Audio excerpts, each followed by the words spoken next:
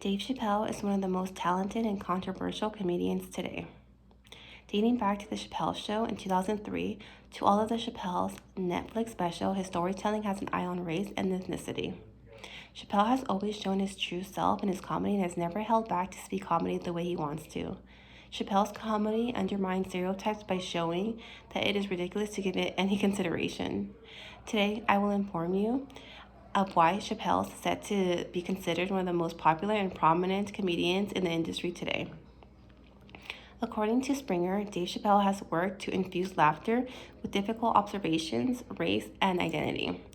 First, we'll talk about Dave Chappelle's early life, then we'll discuss his rise to stardom on The Chappelle Show, and finally, I'll talk about his present work on Netflix.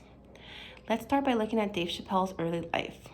Despite the fact that he is now one of the most well-known names in comedy, Dave came from lower-class upbringing, divorced parents by the age of 2.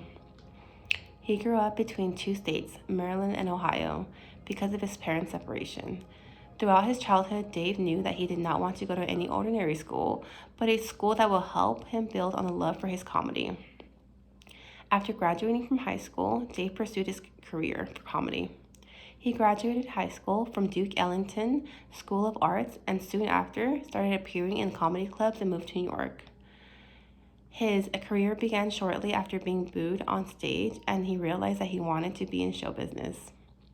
He performed at amateur nights, parks, weekends, stand-up gigs. He honed in on his craft and performed on Monday nights open mic and made a name for himself in the New York comedy circuit.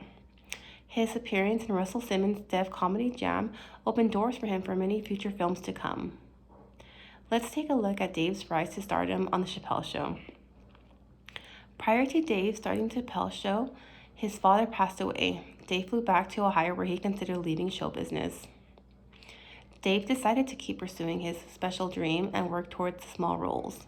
In 2000, he recorded his first hour-long special on HBO called Killing Them Softly, followed by an appearance as Conspiracy Brothers in 2002, Undercover Brother. In 2003, he debuted his own weekly sketch comedy on Comedy Central called The Chappelle Show. Chappelle's show was like nothing airing during that time. It depicted American culture like no one has done before. Chappelle's show included racial stereotypes, politics, and pop culture. When it came for season 3, Chappelle decided to walk away from all of it, including a $50 million deal left on the table.